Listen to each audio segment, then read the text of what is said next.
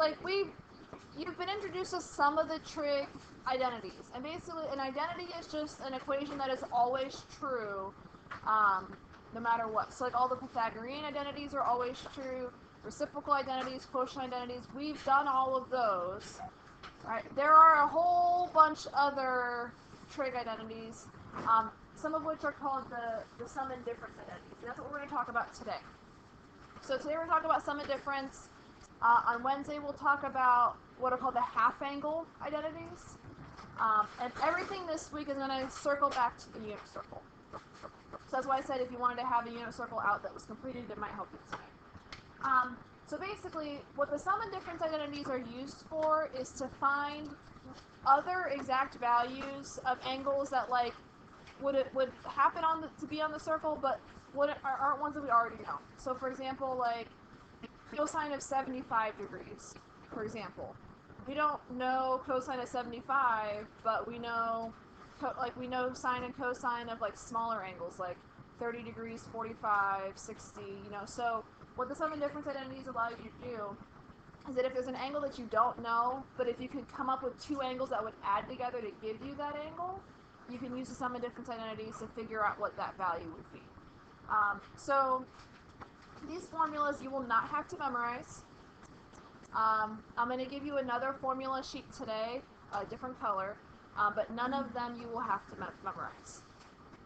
But here's all of them kind of put together. It looks kind of crazy, but if you look at the sine formulas, for example, I listed it twice. These are called the sum and difference identities because there's a sum equation, there's a difference equation. So there's a plus, there's a minus. So for sine, if you add two angles together, when you use the formula over here, you use the addition sign in the middle. You subtract, use a subtraction. What that formula says, I'm not going to give you both forms of it, I'm just going to give you this one, which it's not plus and minus, it's one or the other. So usually when you see plus minus sign, you use both of them. With these, it's only going to be one or the other. The cosine one, see how like here the plus minus is normal, like you're used to seeing it, but with cosine, there's plus minus, but then this one's upside down, it was minus plus. Okay, that makes a difference. So if you look up top, cosine, if you use plus over here, notice how it's minus in the middle? And if you use a minus here, it's plus, it's the opposite sign. That's why these are opposite. So, again, on your formula sheet, I'll just give you that one. Alright, you just have to understand like when to use each plus or minus. And we'll do more of them today, but I want you to see them separate and then together so you can see where they come from. The tangent one is the same thing, like you have plus, you use plus in the numerator, but then minus in the denominator. And notice in the general form of the formula, one's the plus minus, but the other one's minus plus. That means one of them you'd use the same sign, the other one you would flip it. So these three will be on your formula. You just have to know how to interpret it with the plus and minus. But after we do a couple examples, hopefully that'll make a little bit more sense. You do not have to memorize these. No. Okay. So before I show you how to do like the weird in-between angles like 75 degrees, I want to show you how this works with an angle that we already know. Alright, so for this first one, if you want to find the value of sine of 90 degrees. Well, first of all, what is sine at 90 degrees? 1. Alright, so when we use this formula, you can use this formula for any angle that's on the unit circle, even ones that you already know, which is what I'm going to show you an example of with this one. But kind of the process you go through, first you have to figure out which formula you want to use. Since it's sine, you have to use one of the sine equations. It does not matter which one you use. So you know, like with trig proofs, it was like, yeah, there's a lot of different things you can do, there's a lot of different ways you can approach these problems. These are kind of the same way, in a sense, where like, we all could pick two different angles, but we could all end up with the right answer if we use the formula. So if you decide which one of these you want to use, and determine that, just pick two angles that would either add or subtract to give you the angle that you're trying to find. I'll explain that a little bit more in a second. You're going to follow the formula, and then always make sure you simplify your answer. So For this one, I have two different examples. One where I chose two angles that added together to give us 90, and one where I chose two angles that subtracted to give you 90. The reason why I did this, I want to show you that it really doesn't matter which one you pick. So would you agree that 30 plus 60 is 90? Yeah. Yes. Okay, so if I use this formula, we should be able to get 1 at the end, if we do this right. So any place you see an A, you're going to replace it with 30 degrees. So I have the general form of that equation here, so we're going to have sine of 30 here, and then cosine of 30 over there. And then any place you see a B, you're going to replace it with 60 degrees.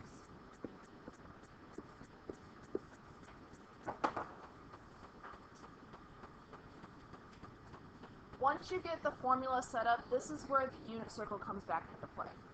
So if there's step A, sine at 30 degrees. Yes, I have. And then what's cosine at 60 degrees? And then cosine at 30? Got 3 over 2. Times sine at 60.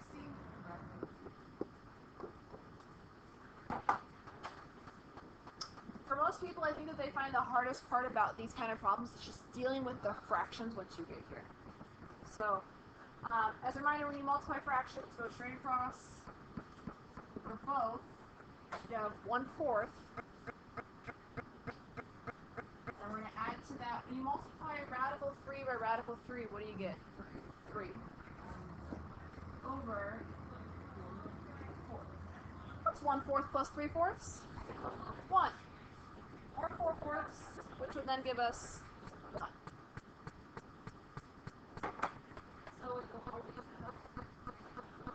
Well, in this case, since we're doing sine of 90, and we know that sine of 90 is 1, like, I just wanted to show you, like, this formula works to give us this, is this a long way to do something that we already know how to do? Yeah. But, try to set it up on the next one.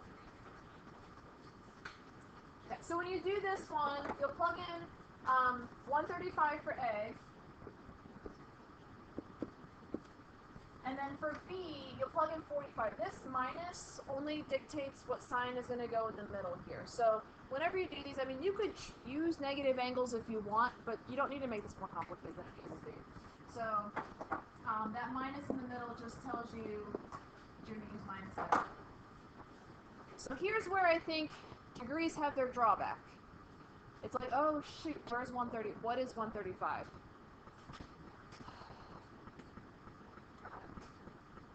It's at the over, yeah, so 135 is going to be here. It's going to be 3 pi over 4. Alright, then 45 is in the middle here, so it would be pi over 4. So, yeah, they're all going to be radical 2, so it's just a matter of which ones are positive and negative. Sine at 135 would be pi over 2 over 2.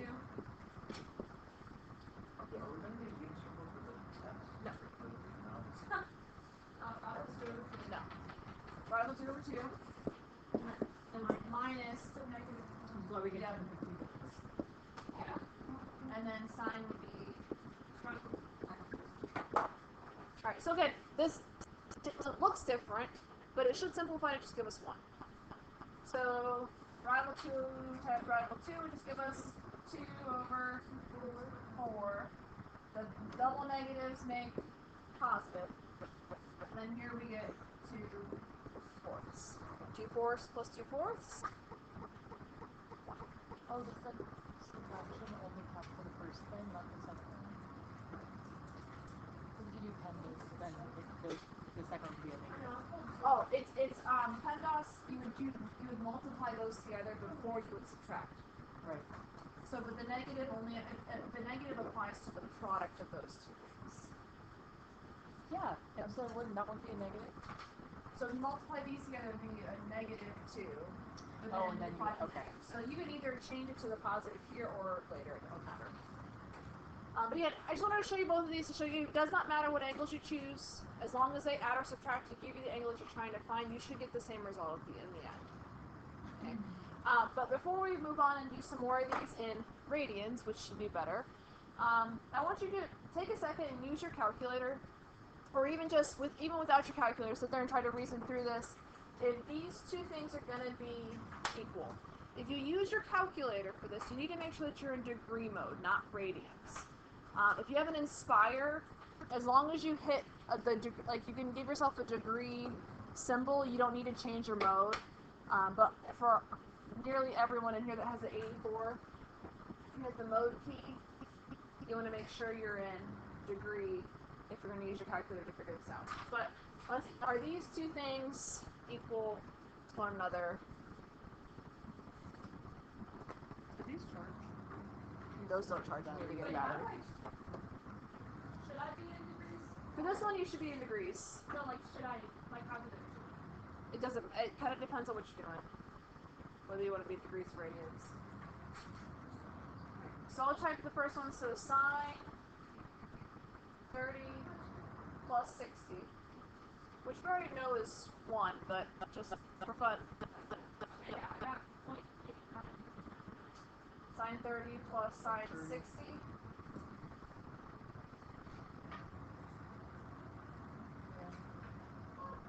Those don't match. Now, if you didn't get the same number here, then you're in radians.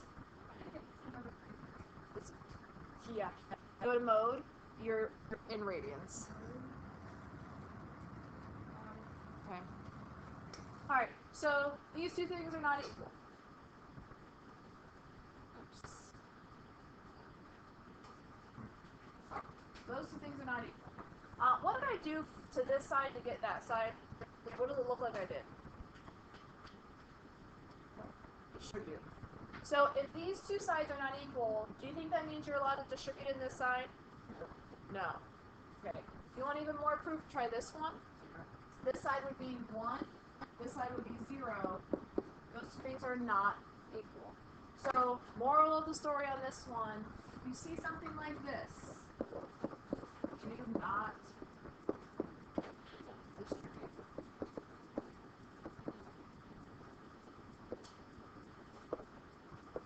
Don't distribute the trig. Hit the mode key. I feel like the third row is the thing. It's like on the left-hand side towards the top. Oh. And then in there, so you're one of the first ones. When you see sine, cosine, or tangent, and in parentheses there's two angles either added or subtracted, that's when you're going to have to use the sum and difference identities. So one would be A, one would be B, and you just plug it into the formula and go from there. Okay, let's go to the back.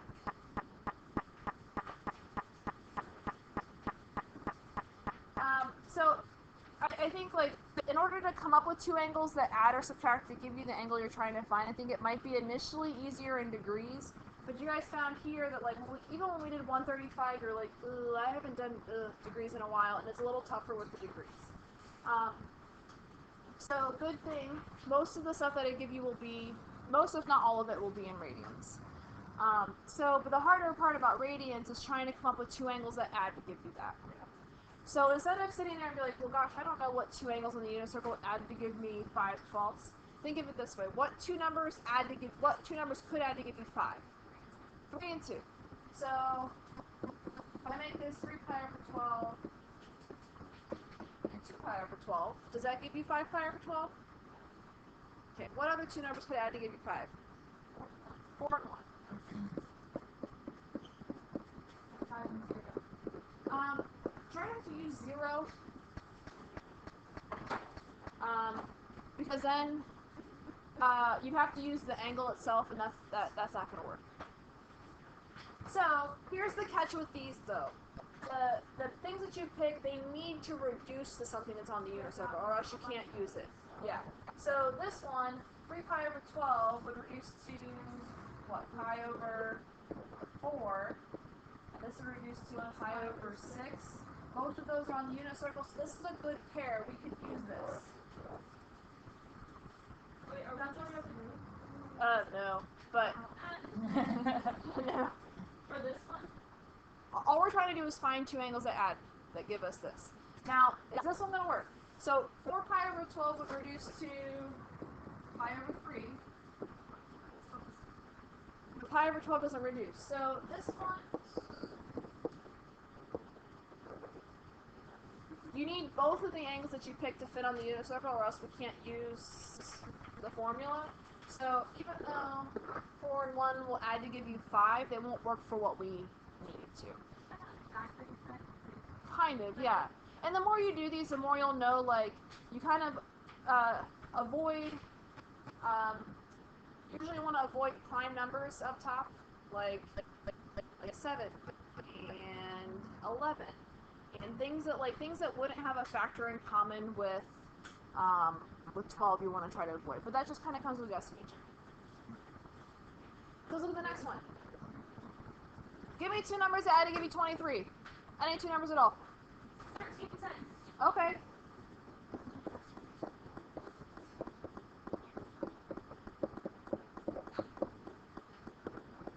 Give me another pair. 11 and 12.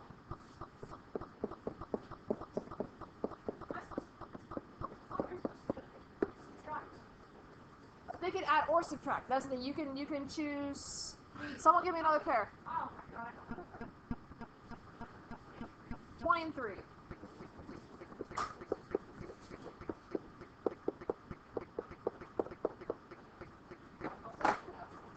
Okay, so let's go through. Are any of these pairs gonna work? Okay, so if one of the angles doesn't work, then this one will reduce something on the unit circle, but they both need to.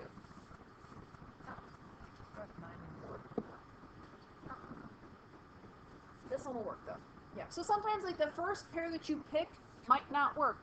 That's fine. Pick another 2 numbers that add to give you whatever you're trying, or subtract to give you that number until you find pairs that work. So 20 pi over 12, 5 pi over 3, and pi over 4. All right. Those are good. And then the last one, we'll actually do some problems with this. Pi over 12. Can you find 2? Now, they have to be whole numbers that would either add or subtract to give you 1. 5. Stop using 0! Okay. I heard 6 and 5. 4 and 3.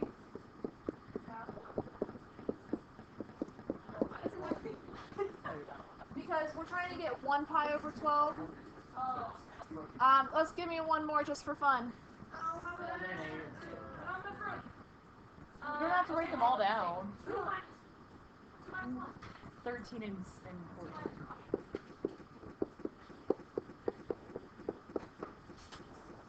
Can't you not use... Yeah. Oh, so you're gonna... Yeah. So the reason, okay, now again,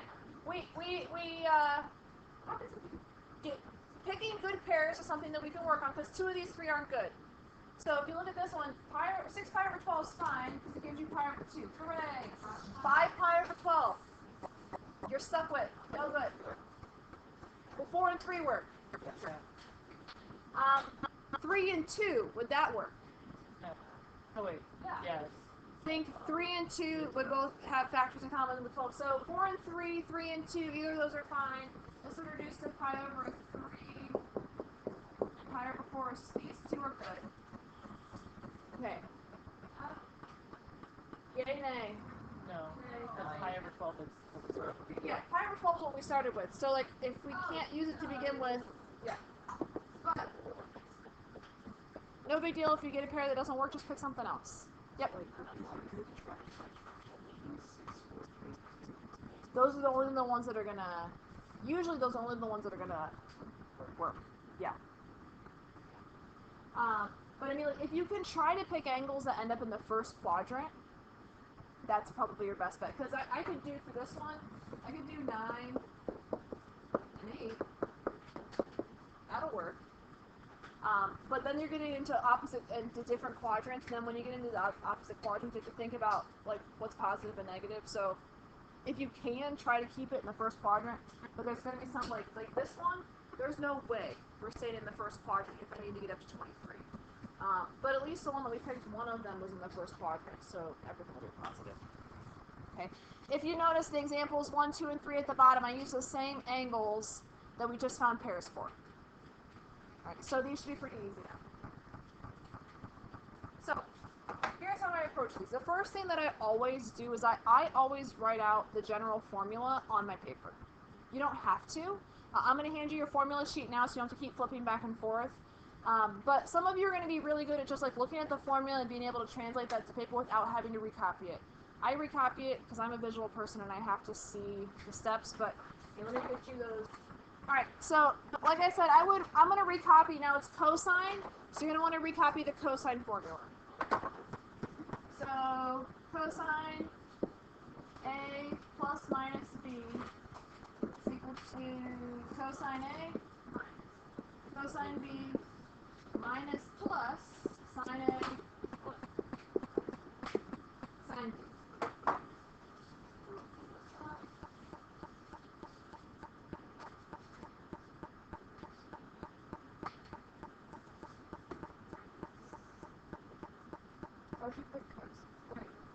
So we're on this. Okay. Yeah, we're on this. Oh, why did you write it like that? You have to write it as minus plus though. That makes a difference. Oh, I really just changed that. Okay. Sorry. Who did that? Yeah. So here's where it's gonna. Here's Oh, all I did was on your purple sheet that I just handed to you. I recopied the cosine formula exactly how it's written. Right. So when we did 5 pi over 12 up top, we decided that what was it, 3 pi and 2 pi over 12 added together to give you 5 pi over 12. Yes. Yes. Okay. But then they reduced to pi over 4 and pi over 6.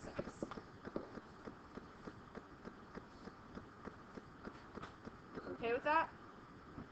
I still don't understand why you said something minus on top, right? So here's the thing. So with the formula, if you pick two angles that add together to give you whatever you're trying to find, which in this case we did. We could have picked two angles that subtracted. We chose to add. That means if you use a plus here with cosine, you have to use the minus in the middle. What about sine? With sine, see how on the sine formula the plus minuses are oriented the same way? You have a plus? So whichever one you pick, Yes. But when it's flipped, you pick the other one.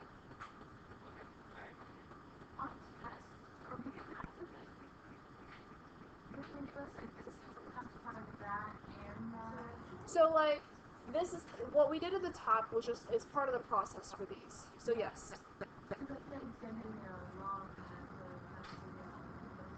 No, but I mean, if you think of it just as like what two numbers add to give me 5, and then if you could just approach it that way, like then the more you practice, it's easier to look at. All right, so now everywhere there's an A, you're gonna replace it with pi over 4. So I have cosine pi over 4, and then everywhere where there's a B, you're gonna plug it with pi over 6. So that's cosine pi over 6. And use minus in the middle. Sine pi over 4. Sine pi over 6. This is why I like to write it down, so then I can look like, did I plug everything in the right spot?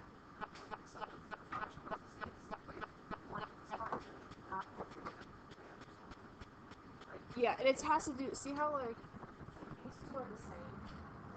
So like these plus here, these plus here. It has got these as the opposite. Oh, okay. All right, so now I'm just gonna plug them back in with the unit circle values. What's cosine at pi over 4? 5 over 2 times cosine at pi over 6. 5 3 over 2 minus no 2 over 2 times sine at pi over 6 would be 1 half. Oh, I put pi over 6 times. I just put it the other way. Oh, okay. That's fine. That's fine. Notice here, the sines and cosines are all gone. We're just left with the ratios. All you gotta do is simplify and you're done. So when you multiply these two together, radical 2 times radical 3, can you actually combine those? Radical 6. You can. For some people, honestly, this part of it is the hardest. Wait, why did you do that? With multiplication, pretty much anything goes. It's the same reason why, like, you're allowed to multiply fractions together without getting them to have a common denominator. Like, this would just be square root of 6. So it would be Over you wouldn't drop 4. the square root. No, you would not drop the square root. Sugar cookie. Okay. That was 4 times. And then these two would be radical 2 over 4. Now, the good news with this is that almost always they're going to have the same denominator at this point. So you don't have to worry about finding a common denominator. Can you subtract and make that numerator square root of 4? No. Because they're not the same. So your numerator would just be square root of 6 minus the square root of 2 all over 4. But That is your answer. No, you're kidding. I'm not kidding. Painful. That makes me uncomfortable. That's painful. You're not ever going to grow as a student unless you are pushed. So that equals cosine. Cosine of 5 pi over 12 is that. If you type them in. Yes, and Okay, this is that's where So we the want you colors to of check. this is where I want you to use your calculator to check your answer. All right, so if you're going to check your answer for this, you need to be in radian mode because the angle that you're given initially is in radians. So hit the mode key, switch it back to radian, and then type in cosine of 5 pi. Oops, that's not a pi. Pi is the caret key, like on the right hand side, over 12. And then type in your answer. It's never going to be pretty because they're always going to be irrational. So square root of 6 minus the square root of 2 all over 4. Woohoo! Yeah. Then you just know that just go back and double check your work. Try it again. Different numbers. Yeah. Here's the thing. If you are in degree mode and you type this into your calculator, it will not give you the same thing. So you have to make sure you're in the right mode. Yep. Yep. Alright, let's do one more. Sine of 23 pi over 12. So already we're going to use a different formula because it's sine. So sine of a plus minus b is equal to sine a cosine b plus minus cosine a sine b.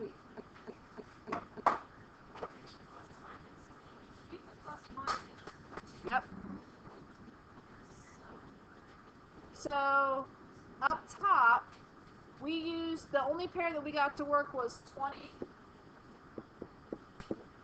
pi over 12 and 3 pi over 12. Which reduced them, yep, to 5 pi over 3 and pi over 4.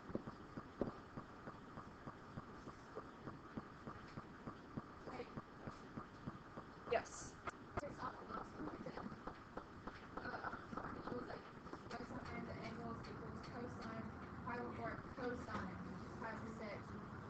It's the formula. So if you look like this is a sine one, the sine formula is different than the cosine formula. So when we do these, are we gonna have to do like we did at the top at the start of the page where we had to like figure out? Yeah. Alright, so let's decide on our sines first. Since we chose two angles that add together to give us 23 pi over 12. What sign are we going to use in the middle on the right? We're going to add them together. Everywhere there's an A, you replace it with 5 pi over 3. Everywhere there's a B, you replace it with pi over 4. So, sine, what?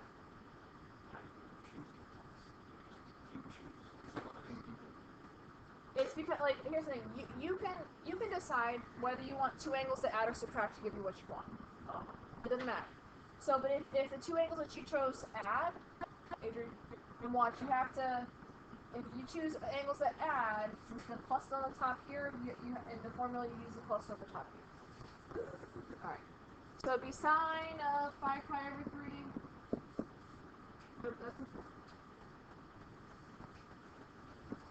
Times cosine of pi over 4 plus cosine 5 pi over 3 sine pi.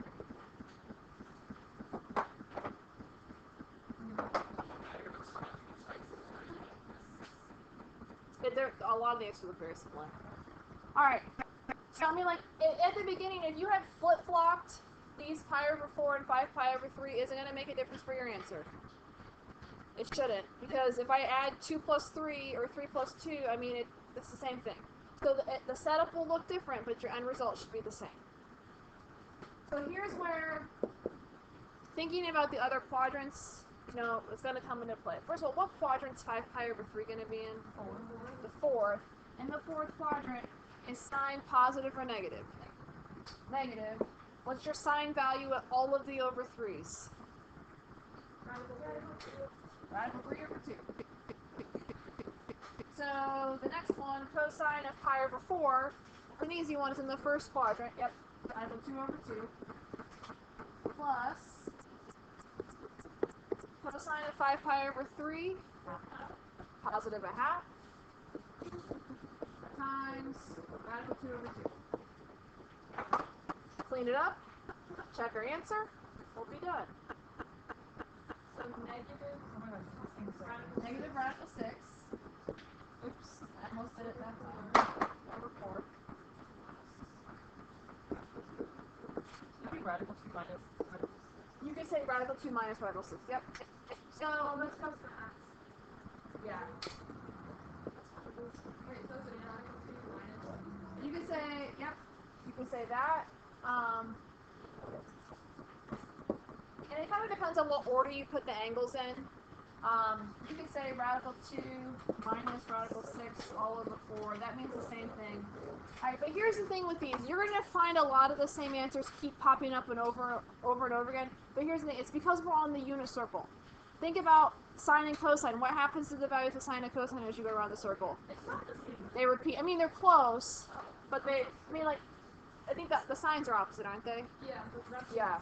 So if I check this, it's like sine of 23 pi over 12, and then our answer was what? Radical 2